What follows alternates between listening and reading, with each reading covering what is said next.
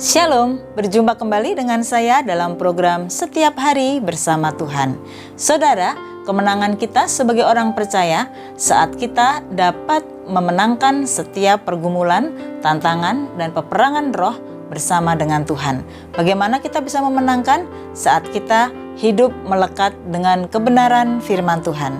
Saudara, firman Tuhan hari ini diambil dari Mazmur pasal yang ke-37 ayat 23 sampai 24. Mazmur 37 ayat 23 sampai 24. Tuhan menetapkan langkah-langkah orang yang hidupnya berkenan kepadanya.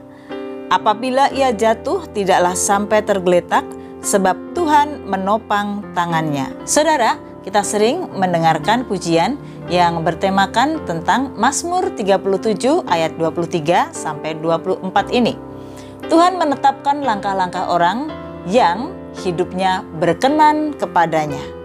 Tuhan menopang, Tuhan menetapkan langkah-langkah orang-orang yang percaya kepadanya. Orang yang seperti apa? Yang berkenan. Bukan hanya sekedar yang percaya kepadanya, tetapi yang Tuhan topang, yang Tuhan tuntun adalah juga orang yang berkenan kepadanya. Karena saudara, tidak semua orang yang mengaku dirinya percaya Tuhan Yesus, hidupnya berkenan kepada Tuhan.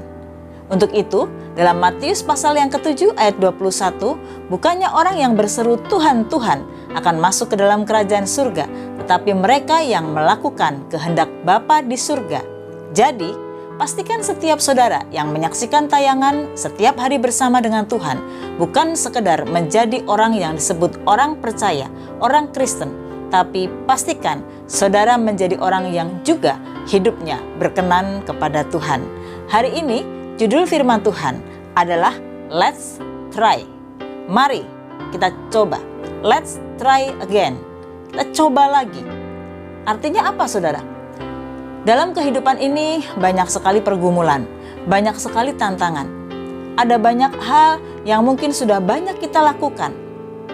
Saya ambil contoh, mungkin seorang istri yang sudah berusaha untuk menjadi istri yang baik, sampai menemukan titik putus asa. Kadangkala menghadapi suami yang keras, kadangkala menghadapi anak-anak yang sulit diatur, atau sebaliknya. Suami-suami yang mungkin sudah terlalu letih dan capek menghadapi keadaan, kondisi, selalu berkonflik dengan istrinya, dan masih banyak pergumulan dan tantangan yang ada. Tapi hari ini firman Tuhan berkata kepada saudara, jangan putus asa. Never give up, but let's try again. Jangan putus asa, mari kita coba lagi. Di dalam Tuhan selalu ada semangat untuk mencoba lagi, tentunya bersama dengan Tuhan. Nah saudara, dari bacaan yang firman Tuhan yang sudah kita baca tadi, Mazmur 37 ayat 23 sampai 24, Tuhan menetapkan langkah-langkah orang yang hidupnya berkenan kepadanya. Apabila ia jatuh, tidak akan sampai tergeletak, tidak akan sampai betul-betul habis.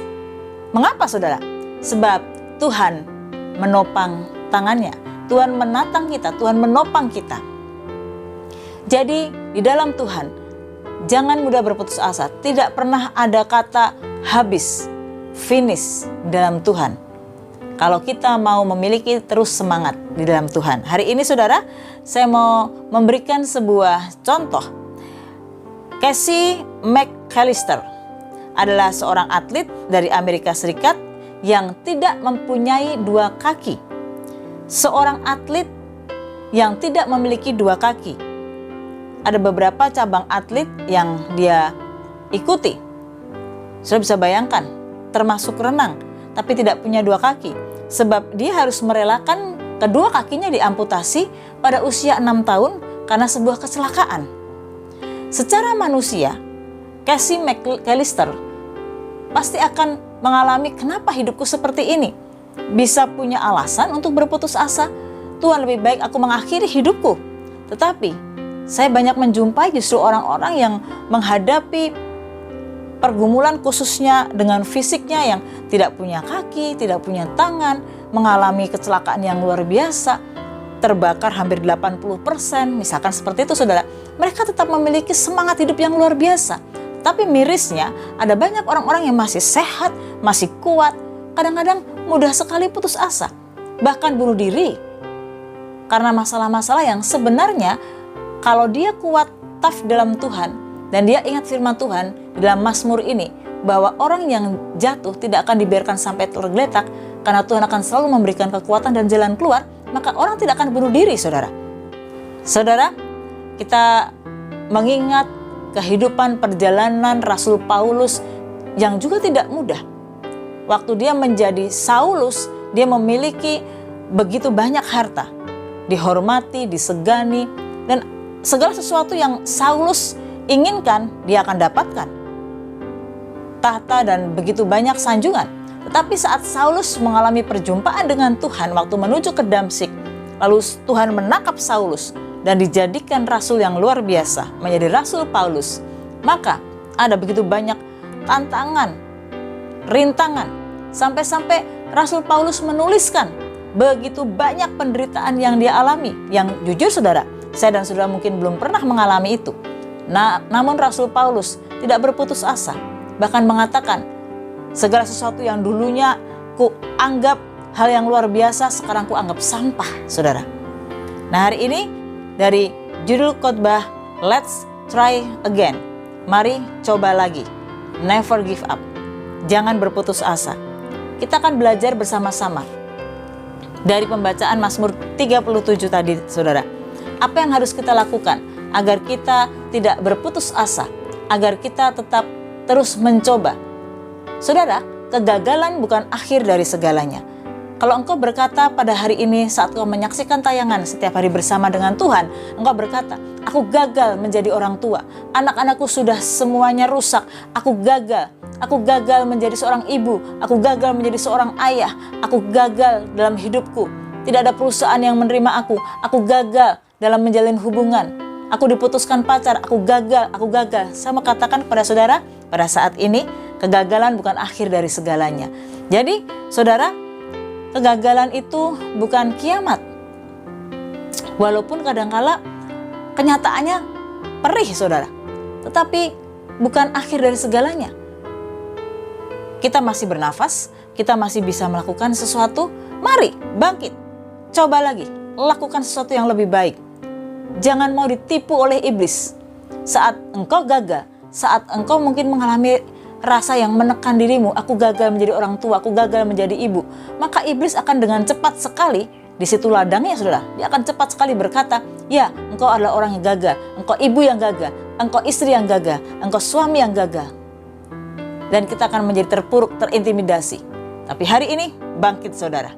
Saudara bukanlah orang yang terpuruk, saudara bukanlah pecundang, tetapi saya dan saudara adalah pemenang, bahkan lebih daripada pemenang. Bagaimana agar kita terus mencoba untuk apa? Mencoba untuk bangkit. Sebab tangan Tuhan menopang kita. Sekalipun engkau jatuh, Tuhan tidak akan pernah membiarkan engkau sampai tergeletak, bahkan sampai betul-betul binasa dan habis. Sebab apa saudara? Tangan Tuhan menopang saudara. Jadi mari bangkit, sebab ada Tuhan bersama dengan saudara. Bagaimana agar kita tetap memiliki sebuah kekuatan, memiliki sebuah semangat, antusias agar kita tidak tenggelam, sehingga kita akhirnya menganggap diri kita gagal, terpuruk, dan habis. Mari saudara, kita memiliki pengharapan di dalam Tuhan. Di dalam Mazmur 33 ayat yang ke-18, sesungguhnya mata Tuhan tertuju kepada mereka yang takut akan Dia, kepada mereka yang berharap kepada kasih setianya. Saudara, pengharapan di dalam Tuhan tidak akan pernah sia-sia. Jadi saat engkau mungkin mengalami pergumulan, tekanan, saat engkau merasa bahwa engkau gagal dalam beberapa hal, mungkin gagal dalam membangun hubungan, gagal dalam bekerja, setiap mau buka usaha apa saja kok rasanya nggak pernah berhasil, kok keluargaku sepertinya berantakan, aku gagal dalam hidupku, gagal semuanya. Mari saudara dengar baik-baik, mulai detik ini setelah kau mematikan tayangan ini, berdirilah di depan cermin dan berkata, hari ini aku akan berkata, aku bisa bersama dengan Tuhan. Hari ini sebutkan nama saudara, aku akan bangkit kembali, aku akan coba kembali, aku memiliki pengharapan di dalam Tuhan. Dan pengharapan dalam Tuhan tidak pernah mengecewakan. Amin saudara. Jadi saudara dengar baik-baik. Yang pertama, miliki terus pengharapan. Pengharapan yang menjadikan saudara memiliki spirit dan semangat. Bahwa saya mau kasih contoh salah satunya. Kalau saudara menyaksikan salah satu cabang olahraga, mungkin ini olahraga yang cukup ekstrim saudara. Ada beberapa yang mungkin saudara juga termasuk penggemarnya. Kalau saudara sering menyaksikan di televisi tayangan MotoGP, ya, suami dan anak saya suka dengan MotoGP. Di sana saya melihat bahwa motor-motor yang mereka pakai itulah motor-motor yang cukup besar, saudara. Saya tidak bisa bayangkan, mungkin cukup berat. Tetapi setiap yang menaiki motor tersebut tidak hanya diajar agar piawai dalam mengendarai setiap motor-motor yang cukup besar itu, saudara, tetapi mereka juga diajarkan kalau mereka jatuh, bagaimana cara mereka untuk cepat berdiri dan mendirikan motor mereka, sehingga mereka bisa masuk lagi dalam treknya. Nah saudara, kita punya pelatih yang luar biasa, pelatih di atas pelatih, yaitu Roh Kudus. Saat engkau jatuh, maka Roh Kudus yang akan mengajarkan saudara untuk ayo bangkit lagi. Melalui firman Tuhan, melalui program Setiap Hari Bersama dengan Tuhan saat ini, sebenarnya merupakan juga alat di mana Tuhan memakai saudara untuk ayo bangkit lagi. Miliki terus pengharapan di dalam Tuhan. Dikatakan tadi di dalam Mazmur 33 ayat yang ke-18, sesungguhnya mata Tuhan tertuju kepada mereka yang takut akan Dia. Kalau saudara percaya kepada Tuhan Yesus, mengaku diri saudara adalah orang-orang Kristen yang percaya kepada Tuhan Yesus sebagai Tuhan dan Juru Selamat, jangan cuma hanya menjadi Kristen. Sebab Kristen bukan cuma sekedar saudara punya agama, tapi mari belajar saudara hidup di dalam Tuhan Yesus Kristus dengan sungguh-sungguh. Belajar hidup takut akan Tuhan. Lakukan setiap apa yang Tuhan Yesus kehendaki, ajarkan melalui kebenaran firman Tuhan. Sehingga saudara saat engkau hidup takut akan Tuhan, dari dosa mari kembali ke jalannya Tuhan. Saat engkau melakukan kesalahan, Roh Kudus ingatkan, mari kita mau datang kepada Tuhan minta ampun dan kembali hidup takut akan Tuhan. Dan saya mau sampaikan saudara, di kalimat yang berikutnya dikatakan di sana, kepada mereka yang berharap akan kasih setianya. Saat kita takut akan Tuhan, maka akan terus dalam roh kita, hati kita, jiwa kita muncul sebuah pengharapan di dalam Tuhan. Tuhan akan memberikan kekuatan untuk kita kembali bangkit, semangat berdiri dari kejatuhan kita, dari kegagalan kita, menjadi orang-orang yang memiliki dampak kepada orang lain. Be influence bagi orang lain. Amin saudara. Miliki pengharapan di dalam Tuhan. Itu yang pertama. Jadi, let's try again. Never give up. Kalau kau mengalami kegagalan, mari, never give up. Bangkit kembali, miliki pengharapan dalam Tuhan. Yang kedua saudara, bagaimana agar kita bisa let's try again. Terus agar kita tidak mengalami keterpurukan. Tadi saya katakan beberapa kata, never give up. Jangan putus asa. Ibrani 12 ayat yang ketiga. Ingatlah selalu akan Dia yang tekun menanggung bantahan yang sehebat itu terhadap dirinya. Ini nyanyi besar ya, Tuhan Yesus. Dari pihak orang-orang berdosa. Supaya apa? Dikatakan di sana, supaya jangan kamu menjadi lemah dan putus asa. Saudara, Tuhan Yesus sudah menderita bagi saya dan saudara, bahkan Tuhan Yesus mati bagi saya dan saudara. Siapapun saudara yang menyaksikan tayangan Setiap Hari Bersama dengan Tuhan, hari ini siapapun saudara, saat engkau percaya Tuhan Yesus Kristus, Dia sudah mati di kayu salib. Untuk apa? Untuk menebus dosa saya dan saudara. Dia mengalami bantahan. Dia yang seharusnya pencipta langit dan bumi yang menjadi manusia. Mengapa Dia harus menjadi manusia? Bukankah Dia Elohim, Dia Allah menjadi manusia? Sebab yang ditebus dosanya manusia, saudara. Dia harus sama seperti manusia, merasakan apa yang kita rasakan. Dia mengerti apa yang kita alami, sehingga tidak ada alasan bagi kita, ya terang saja Dia kan Tuhan, Dia tidak merasakan apa yang kita rasakan. Saya mau jawab kepada saudara, Tuhan Yesus merasakan. Dan Tuhan Yesus sangat mengenal setiap saudara. Yang kedua, bagaimana kita bisa let's try again. Mari coba lagi, mari bangkit kembali. Jangan terpuruk dengan kegagalanmu, jangan mau ditipu iblis. Yang kedua, jangan lemah dan putus asa. Sekali lagi, iblis suka dengan sasaran seperti ini. Setiap kita mudah putus asa, sudahlah, gak ada harapan. Sudahlah, percuma. Aku memang orangnya seperti ini. Sudahlah, kayaknya memang keluargaku hancur.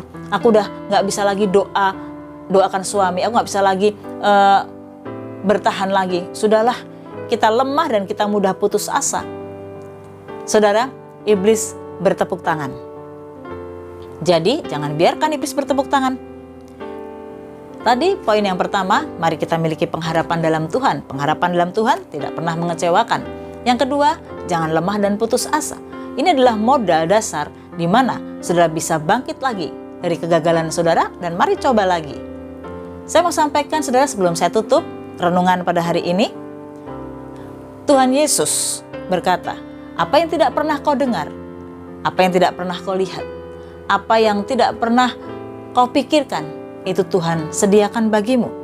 Tuhan mampu menolong saudara dengan cara yang sama sekali kita tidak pernah pikirkan. Tuhan mampu menolong saudara. Tuhan mampu menopang saudara dengan caranya yang tidak bisa terdeteksi dengan saudara. Tidak ada satupun yang bisa menjadi penasehatnya. Siapa saya dan saudara? Sehingga kita bisa menasehati Tuhan, mengajarkan Tuhan kalau mau tolong aku caranya seperti ini. No, saudara. Kalau Tuhan bisa diatur oleh kita, bukan Tuhan namanya. Tuhan bisa mengirim siapa saja untuk menolong kita. Tuhan bisa gerakan siapa saja dari orang-orang yang sama sekali tidak pernah terpikirkan oleh saya dan saudara. Jadi, jangan putus asa. Jadi, jangan menjadi lemah. Mari, tetap semangat, bangkit kembali. Jangan beri kesempatan kepada iblis. Tetap memiliki pengharapan kepada Tuhan. Let's try again. Never give up. Amin, saudara. Mari tundukkan kepala kita berdoa. Bapa di surga, kami bersyukur untuk pengajaran firman-Mu pada saat ini. Untuk kami Tuhan tidak mudah putus asa, untuk kami tetap terus memiliki pengharapan di dalam Tuhan, sebab kami punya Tuhan yang hidup. Kami tidak bisa melihat Engkau, kami tidak bisa mungkin menjamah Engkau Tuhan Yesus, namun kami dapat merasakan kehadiran-Mu, kami dapat melihat Engkau, kasih-Mu, kuasa-Mu dengan mata iman kami. Di dalam Tuhan selalu ada kekuatan dan jalan keluar. Selama Tuhan Yesus kami hidup dekat denganmu, selama Tuhan Yesus kami mau belajar mendengarkan firman Tuhan, berbalik dari jalan-jalan kami yang jahat, kami mohon ampun di hadapan-Mu, maka Tuhan Yesus kami percaya selalu kami memiliki semangat spirit, pengharapan dan kekuatan yang baru. Terima kasih Tuhan untuk firman-Mu hari ini, kami telah diberkati. Di dalam nama Tuhan Yesus Kristus kami berdoa, haleluya, amin. Amin. Tuhan Yesus memberkati saudara.